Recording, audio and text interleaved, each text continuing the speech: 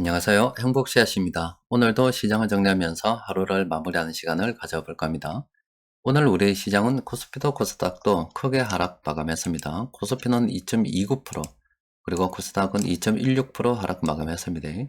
전쟁이라는 지정학적 이슈가 주식시장을 강타하다 보니까 시장의 변동성이 매우 큽니다. 따라서 단기 투자하시는 분들께서는 좀 더 관망하시는 것이 좋겠고, 장기 투자하시는 분들께서는 어차피 시장을 멀리 보기 때문에 자신의 형편에 맞춰 가지고 또 자신의 투자 스타일에 따라서 조금씩 무리하지 않게 물량을 모아가는 관점으로 접근하시는 것이 좋겠습니다. 어쨌든 시장이 저렇게 하락을 했기 때문에 왜 저렇게 시장이 하락을 했는지 좀 살펴볼 필요는 있겠죠. 지금 현재 보시는 것은 물가 관련해서 주요 지표들입니다. 먼저 돈 관련해서 좀 살펴보면은 이게 달러입니다. 위쪽이 달러라고 보시면 되고, 아래쪽이 우리 한국 돈이라고 보시면 됩니다.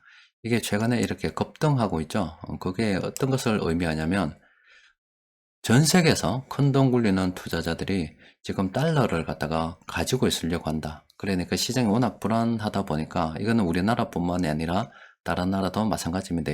자산을 일부 팔고서 현금을 갖다가 챙기려는 움직임이 있다. 이렇게 보시면 됩니다. 그만큼 투자자들이 시장의 변동성에 대해서 앞으로 어떻게 될지 잘 모르기 때문에 좀 불안해하고 있다라고 보시면 되겠습니다. 이뿐만이 아니라 지금 이 골드 선물도 엄청나게 지금 올랐죠. 금 가격이 이렇게 오늘도 이렇게 급등을 했습니다. 얼마 전에 우리 애들이 은 투자를 시작했다라고 말씀드렸잖아요. 그때 당시 불과 한 달도 안 됐을 것 같습니다. 그때 당시 은 100개, 은화 100개를 갖다가 1온스짜리 100개를 갖다가 350만 원에 샀거든요. 그런데 오늘 시세를 보니까 405만 원 정도 하더라고요. 불과 한 달도 안 됐는데 은 가격도 엄청나게 지금 올랐습니다. 사람들이 불안하다 보니까 안전자산에 대해서도 신경을 쓰고 있는 그런 모습이고, 또 지금 이건 구리인데 구리 같은 경우도 이렇게 최근에 급등했습니다. 그뿐만이 아니라 우크라이나 같은 경우는 곡창지대다 아닙니까?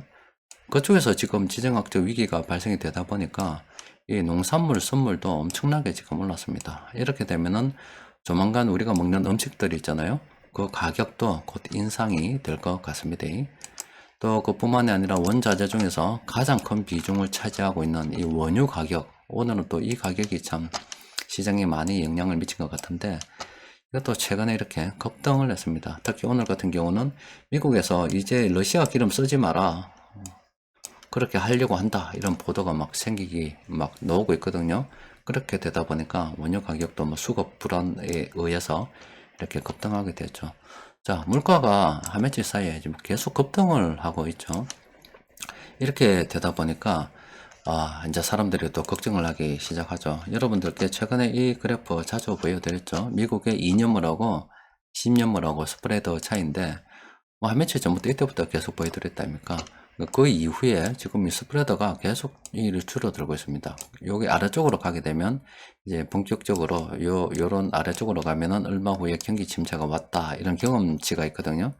그렇게 되다 보니까 이 투자자들이 이 경기 침체에 대해서 불안해하고 있다는 겁니다.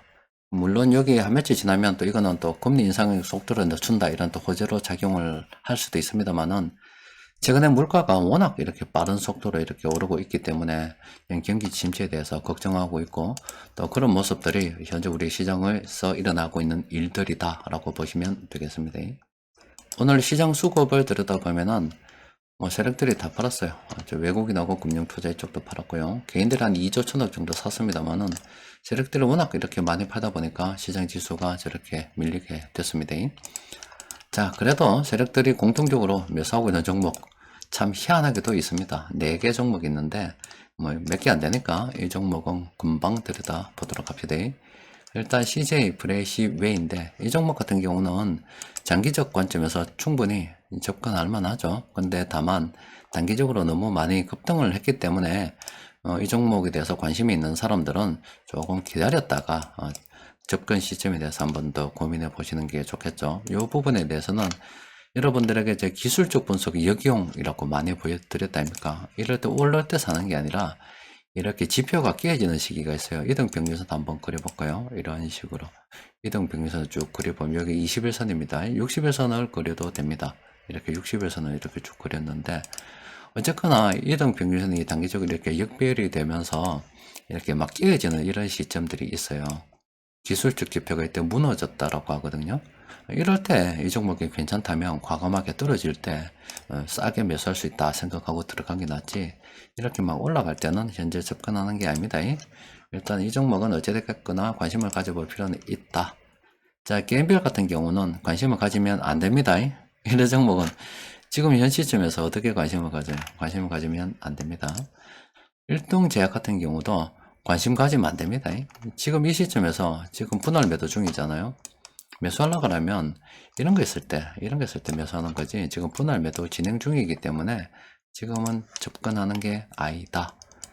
자, 풍산 같은 경우도 뭐 구리 가격이 오르다 보니까 지금 이렇게 오르는데 이 종목은 뭐 괜찮죠. 지금 접근할 만하죠. 단기적으로 좀 오르긴 올랐습니다만 접근할 만한데 보유하고 있는 사람들은 계속 들고 있고 뭐 적극적으로 들어가긴 좀 그렇지만은 그래도 뭐 한번 생각은 해볼 만한 그런 위치에 있는 것 같습니다. 네 종목밖에 없는데 뭐 살펴볼 것도 별로 없으니 금방 끝나는 것 같네요. 그리고 변곡점 지표를 통해서 좀 살펴보니까 롯데칠성 지금 이렇게 이런 신호들 막 떴죠. 지금 들어가는 게 아닙니다. 그리고 이 종목은 우리가 관심을 가지고 좀 살펴볼 필요가 있겠습니다. 일단 최근에 물가가 폭등해가지고 주식시장이 매우 위태롭습니다. 변동성이 매우 큽니다. 지금 우리 정부 같은 경우도 이 물가로 인해서 굉장히 지금 비상에 걸렸을 것 같습니다. 또 그리고 중앙은행 같은 경우도 이 물가로 인해서 경기 침체 우려되니까 이 통화 정책을 어떻게 펴야 되나 이런 또 고민이 굉장히 또 많을 수밖에 없는 그런 상황이고, 또 우리 기업들 역시 물가가 이렇게 오른다는 것은 원자재 가격에 이제 조달에 문제도 있고 인상이 된다는 건데, 좀 고민이 많겠죠. 또 그리고 이거는 꼭 머지않아서 이렇게 가격 인상으로 또 연결이 될 게 분명하고, 그렇게 되면은 이제 우리가 직접 이 지금 조금 전에 여러 가지 봤던 이 그래프들 있잖아요. 그 오르는 여파를 실제 우리가 돈 지불을 할 때 바로 이제 체감하게 된다는 거죠. 가격이 금방 이렇게 올랐나? 이렇게 된다 이 말입니다. 이렇게 물가가 갑자기 오르고 경기 침체 우려가 되는 상황이 되다 보니까 오늘은 주식시장에 또 이렇게 영향을 받았습니다.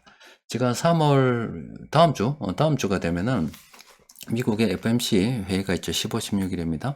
그렇게 되면은 이 경기 침체 우려가 뭐 또 뭐 금리 인상 속도를 늦추겠다. 뭐 아니면 미국에서 한 0.25% 정도 이렇게 딱 올리면 또 금리 인상 속도가 늦어지니까 좀 안심이 된다고 또 오를 수도 있어요. 그런데 만약에 또 그렇게 되면 안 됩니다. 미국에서 아이고 이게 참 물가가 지금 올라서 경기 침체가 우려되니까 이번에 뭐 금리를 동결해 버리자, 동결을 해버리자 이래 가버리면 이게 좋다고 생각이 되잖아요.